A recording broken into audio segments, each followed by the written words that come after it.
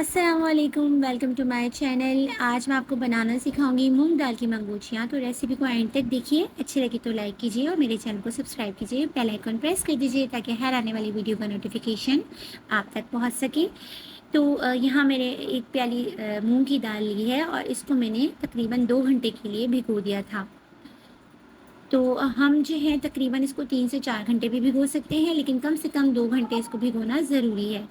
अब मैं इसके अंदर बिल्कुल थोड़ा सा पानी, 3 से 4 चमचे मैं इसके अंदर पानी के ऐड करके इसका दरदरा सा पेस्ट बना लूँगी। बहुत ज़्यादा पानी ऐड नहीं करूँगी क्योंकि मुझे इसको बिल्कुल दरदरा सा रखना है, मैंने इसको पतला नहीं करना। तो देखिए कितना अच्छा सा हमारा पेस्ट बन गया है। आप देख सकते हैं कि ये एकदम दरदरा सा पेस्ट बना है, बिल्कुल उसी तरह जिस तरह हम पकोड़े बनाते हैं बेसन के। हम इसका बैटर तैयार करेंगे। हम इसके अंदर शामिल कर देंगे, ये मैंने 2 बड़ी ओनियंस थी, इनको मैंने बारीक चॉप कर लिया है। तो आधी मैं इसमें डाल दूँगी और आधी जो ओनियन है उसका मैं पेस्ट बना लूँगी। पेस्ट का क्या करना है ये मैं अभी आपको बाद में बताती हूँ। तो पहले हम बैटर तैयार कर लेते हैं कि मैंने इसके अंदर चॉप ओनियन शामिल किए हैं, हरा धनिया और हरी मिर्ची इसमें शामिल करेंगे। लहसुन अदरक का पेस्ट मैंने इसके अंदर आधा चमचा शामिल किया है।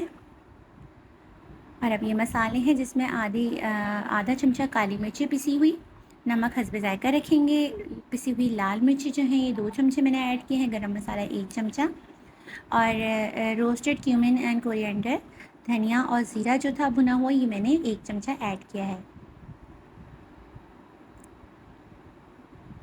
आधा चमचा हम इसके अंदर बेकिंग पाउडर जो हम पकोड़ों में डालते हैं, ये वही वाला बेकिंग पाउडर है, ये हम इसके अंदर ऐड करेंगे और इसको हम साइड पे रख देंगे। पहले हम इसको अच्छी तरह मिक्स कर लेंगे और अब हम इसको आधे घंटे के लिए साइड पे रख देंगे।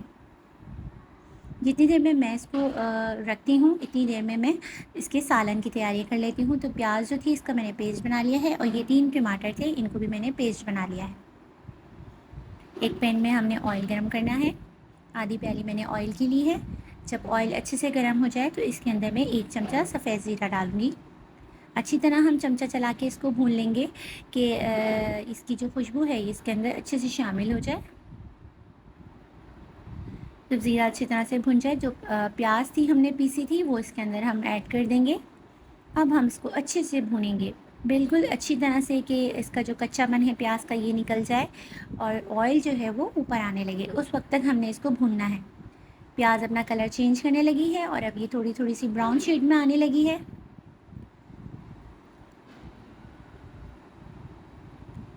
तो अब ये मेरे पास मसाले हैं जिसके अंदर शामिल हैं पिसी हुई लाल मिर्ची 2 चमचे, नमक हम हस्बे ज़ायका रखेंगे, कश्मीरी लाल मिर्ची मैंने 1 चमचा ऐड की हैं, इससे कलर बहुत अच्छा आता है, ये ऑप्शनल है।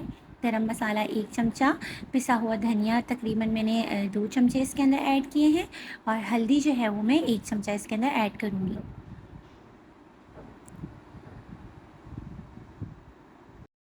तो प्याज अच्छी से भुन गई है और इसका कलर चेंज हो गया है। तो अब मैं शामिल करूँगी 1 चमचा लहसुन अदरक का पेस्ट और फिर से हम इसको भूनेंगे।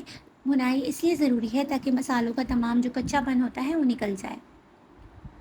अब ये सारे मसाले हम इसके अंदर ऐड करेंगे, थोड़ा सा पानी डालकर इसको हम भून लेंगे।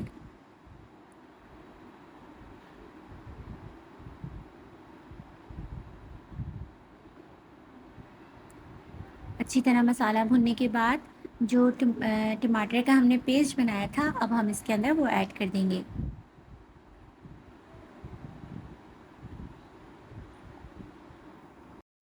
टमाटर का पेस्ट इसके अंदर ऐड करने के बाद इसको हमने मज़ीद भूनना होगा, जब तक भूनना है कि इसका जो ऑयल है ये ऊपर आने लगे।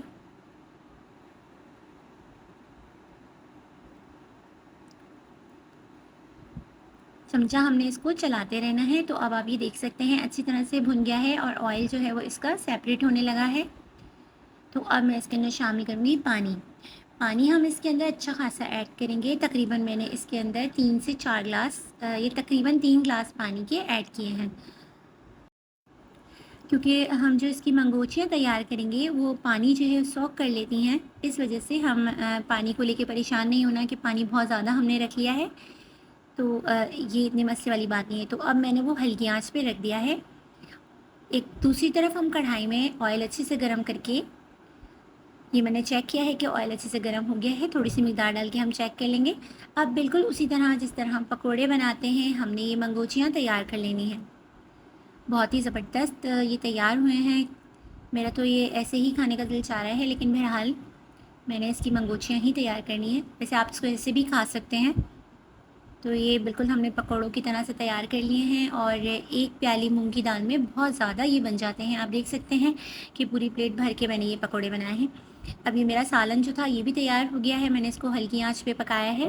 تو اب یہ سارے پکوڑے میں اس کے اندر ڈال دوں گی۔ ویسے اس کو منگوچیا کہتے ہیں۔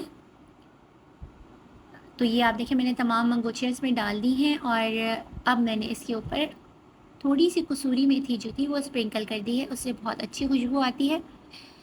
10 سے 15 منٹ کے لیے ہم اس کو رکھیں گے تو یہ بہت ہی زبردستی میری منگوچیاں تیار ہیں۔ آپ دیکھ سکتے ہیں کہ بالکل بھی ٹوٹی نہیں ہیں، بہت زبردست اور مزیدار ہیں۔ آپ اس کو ضرور ٹرائی کیجیے گا۔ ریسیپی آپ کو کیسی لگی مجھے فیڈ بیک دیجیے گا۔ اپنا بہت خیال رکھیے۔ اللہ حافظ۔